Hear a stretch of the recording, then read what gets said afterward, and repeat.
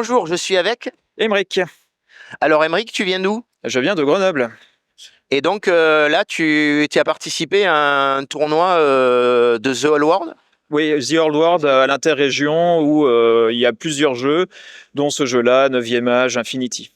Et avant, tu jouais à 9e âge. Exactement, jusqu'à l'année dernière où, avec la vie de famille qui est un petit peu plus chargée, je suis passé sur ce jeu-là où c'est un petit peu plus sur du narratif et puis sur des formats, on va dire, un petit peu plus amical que compétitif. Voilà. Ok.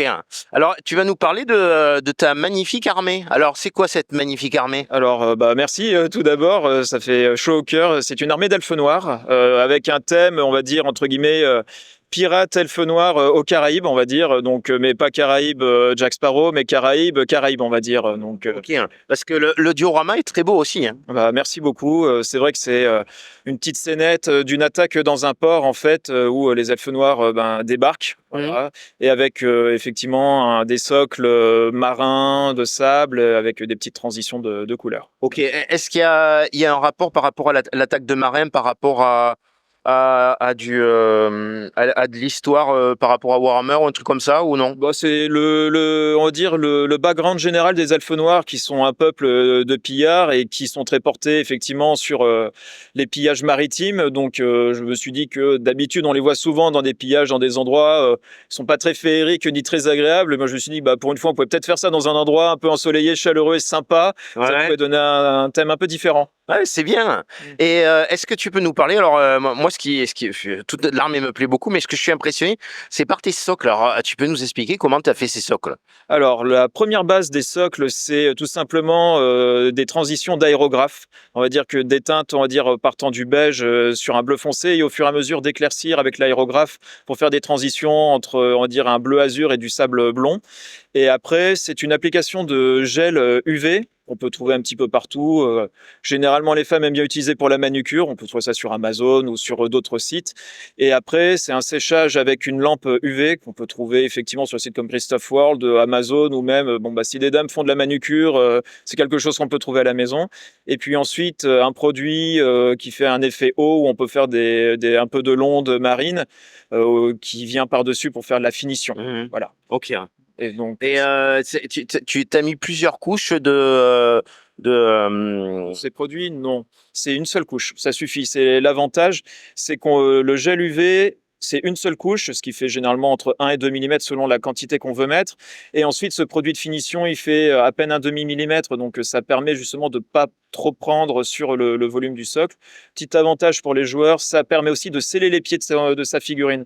Ça, des fois, quand on joue, on peut décoller ses figurines par maladresse ou tout simplement parce que le point de colle est un peu trop faible, mais là, au moins, ça les maintient bien à leur socle, ce qui est quand même assez agréable.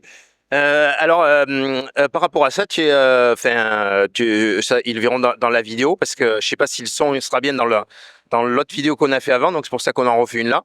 Et donc là, tu peux nous parler, parce que tu as fait des socles qui sont carrés, qui se mettent dans des socles ronds, Oui. qui peuvent où on peut jouer à The Whole World par exemple, ou à Age of Sigmar, vu que tu es dans un socle rond. C'est ça. Donc là, particulièrement pour ce jour, j'ai fait on va dire des conversions de socles où ce sont des figurines de harpies avec des petites scénettes sur les socles, où justement je suis sur un socle rond de 40 mm et avec les socles intégrés des harpies qui sont en 25 mm carrés. Donc ça permet de pouvoir justement avoir cette petite, on va dire, polyvalence où je peux m'amuser avec des pions, on va dire, un petit peu scénarisés ou les jouer avec une unité plus classique. Voilà. Ok. Alors, est-ce que tu peux nous parler aussi des unités que tu as dans ton armée? Parce que Alors c'est beaucoup de conversions. C'est vrai qu'avec les copains, on aime bien, on va dire, se tirer un peu la bourre et avoir une certaine émulation. Donc on fait en sorte de pouvoir avoir des conversions. Donc c'est vrai qu'il y a de base elfe noir, Drukhari, comme on dit maintenant à 40K. Il y a de l'elfe sylvain V6, V7. Il y a également des figurines elfe noir V8. Je fais pas mal de mélanges, effectivement. oui, avec du Underworld. Il y a du Underworld également. Il y a même aussi en AOS des idonettes Deepkin également. Donc j'aime bien m'amuser avec tout ce que on peut trouver, même des fois sur l'impression 3D également, que j'aime bien travailler. Alors, tu peux nous dire à peu près combien de temps t'as mis à faire toute ton armée? Ah, là, c'est ouais, vraiment plusieurs dizaines d'heures. C'est vrai que comme c'est très étalé dans la première vidéo, je sais plus ce que j'avais pu dire. Je Mais crois que tu c'était m'avais dit à peu près 10 heures sur un personnage, sur un espèce de dragon, je sais plus c'est ça. exactement, Ouais. et l'espèce de Le monstre à Kraken, côté, c'était une vingtaine d'heures. une Ouais. vingtaine d'heures. Ouais. Mais là, c'était plus particulier parce que c'est vrai que le général, on va dire la figurine idonette, ça avait pu être fait en brossage les écailles, tandis que sur le Kraken, ça avait été un Carib 10, comme on dit chez Games Workshop. C'était là au pinceau, pointe par pointe de pinceau, de peinture. Et là, ça a été 6 heures juste pour les écailles et ça a été une session un petit peu dure à vivre, il faut bien le dire. Ouais, je peux me douter parce qu'on voit que les écailles, on voit qu'il y a du boulot, quoi. Ouais, c'est ça qui fait ressortir l'armée, c'est aussi les écailles. C'est vraiment sympa. Hein. Ouais. Bah, merci beaucoup. C'est vrai que, comme on avait pu en parler déjà un petit peu en off, c'était vraiment une technique un peu héritée du métal non métallique que j'avais pu appliquer un petit peu sur mes chevaliers gris. J'ai une armée de chevaliers gris à 40K. Et puis, on va dire, de transposer ça sur mon rose pour faire mes armures ou mes écailles. Et c'est vrai que c'est des techniques qui prennent un petit peu de temps, mais qui sont assez satisfaisantes quand on arrive à se faire une petite routine de peinture et de commencer un petit peu à peindre la main. Alors, c'est quoi cette technique, si on a le droit de Alors, si tu veux nous la donner? Alors, bah, c'est pas très très compliqué. C'est en fait de partir sur une base généralement sombre et d'éclaircir de plus en plus sur les zones qui sont soi-disant éclairées. Ça peut être du zénital si on estime que sa figurine est dans un environnement très éclairé comme le jour. Ça peut être comme on voit avec des peintres pros, par exemple El Miniaturista qui fait ça très très bien, par exemple, un peintre espagnol qu'on voit sur les réseaux. C'est plus sur des endroits qui sont éclairés, par exemple la nuit, ou des détails de flammes qui rééclairent un petit peu plus. Et en fait, on éclaircit au fur et à mesure avec des touches qui sont de moins en moins grandes. Donc c'est vrai que le début est un peu rébarbatif, mais à la fin, on y arrive mieux.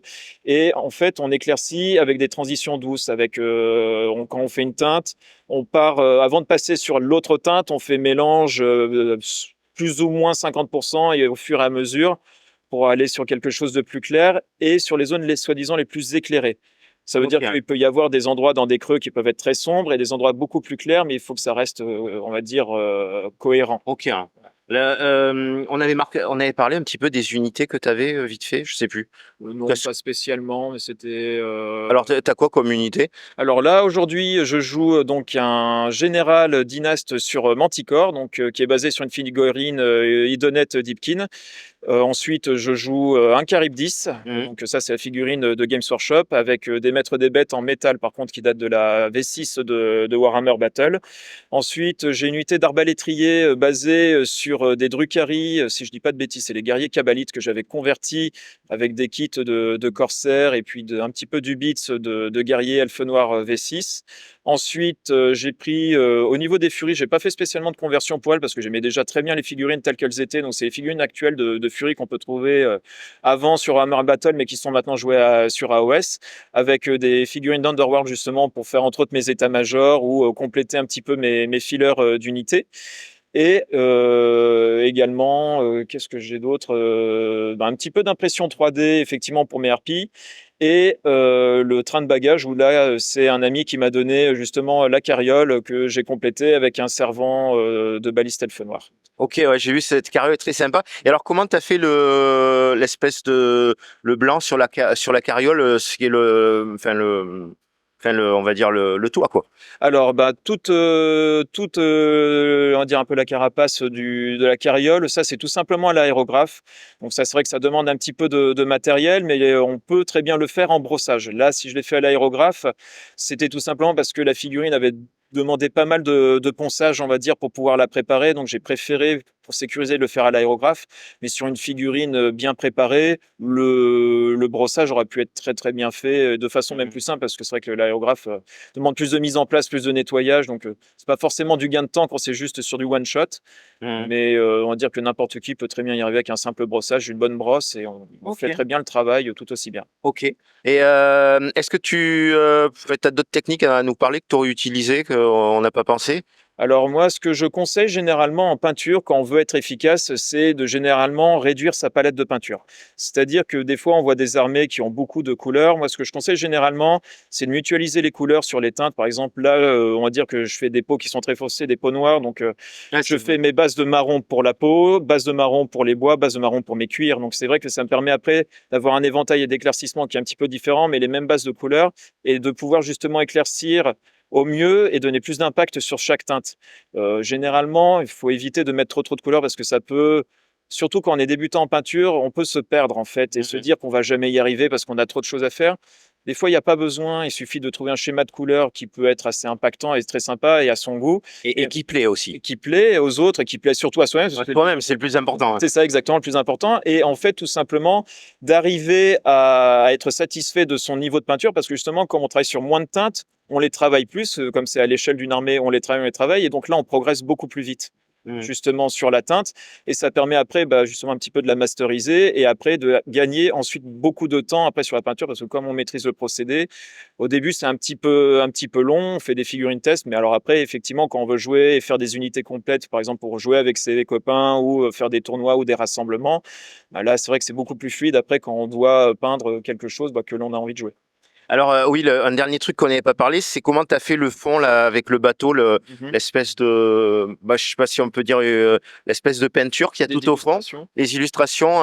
Alors au début j'avais souhaité peut-être faire la peinture moi-même, mais comme c'était quelque chose d'un peu trop précis, et là pour le coup j'estimais que j'avais pas forcément le talent d'y arriver, je suis passé tout simplement par un logiciel de génération d'images en IA, donc j'ai pris le temps de travailler dessus justement pour avoir un prompt efficace, et ensuite tout simplement de passer par un site sur internet qui fait de l'édition de posters en haute définition, et j'ai pu après faire mon fond, et puis après j'ai fait mon cadre fixé à mon plateau. Et puis, ça demande un petit peu de bricolage, mais rien de trop compliqué quand on travaille tranquillement, on va dire, sur son plateau. Ouais, après on a vu qu'il y avait pas mal de choses de fait aussi au niveau des petites caisses, des cordes et tout ça, des petits ajouts que tu as fait, voilà. Et après là tu m'as dit après que tu allais retravailler le sable après. C'est ça. Entre autres, là, le sable, ça avait été un petit peu une des parties sur lesquelles j'avais passé un petit peu moins de temps, parce que c'est vrai qu'il y avait une très grande surface et que je voulais travailler plus sur les détails dont tu as parlé. Mais je vais rajouter peut-être un petit peu plus de végétation, des petits accessoires, comme par exemple des petits crabes ou de la végétation, on va dire un peu de bord de mer. Généralement, sur ce genre de choses, on a toujours la possibilité d'améliorer petit à petit. C'est vrai que des fois, ça peut paraître un petit peu insurmontable de se dire je vais faire un plateau, je vais y passer du temps, je vais jamais y arriver. Ce qu'il faut se dire, c'est que on y va par étapes. Il y a toujours des petites choses qu'on veut faire, mais des fois, on fait ce que l'on veut, on se fait sa petite liste de priorités, et petit à petit, on améliore, et on fait ça au fur et à mesure et avec le temps qu'on a. Alors juste Andrew, je vais rajouter, parce qu'on l'avait dit dans l'autre vidéo, c'est que tu avais aussi récupéré sur Grimster Sword des sortes de petites fleurs et tout ça que tu as mis sur ton général, ce qui fait vachement ressortir le général, et ça c'est vraiment sympa. Ouais, donc c'était des petits accessoires, donc de la végétation marine, des petits accessoires végétaux, ça peut être aussi des accessoires marins, des poissons et tout, parce que c'est vrai qu'ils ont une gamme qui est assez géniale.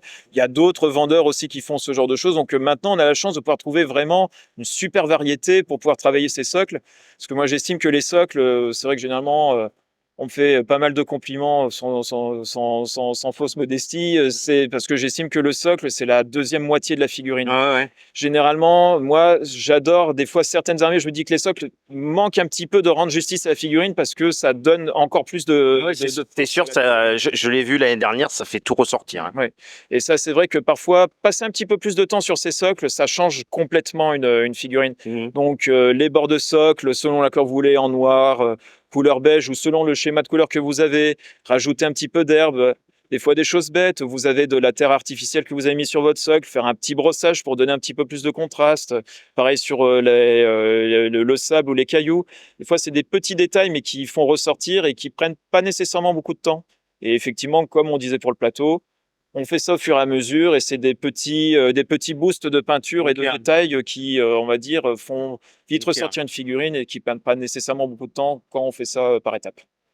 Eh bien, merci beaucoup pour cette interview. On a bien fait à peu près le tour, ouais? Oui, je pense, oui. Mais en tout cas, merci à toi, parce que tu nous fais une belle illustration de cette convention multi-jeux sur lequel, justement, on s'amuse bien entre copains. C'est très familial aussi. Donc, c'est vrai que c'est très sympa.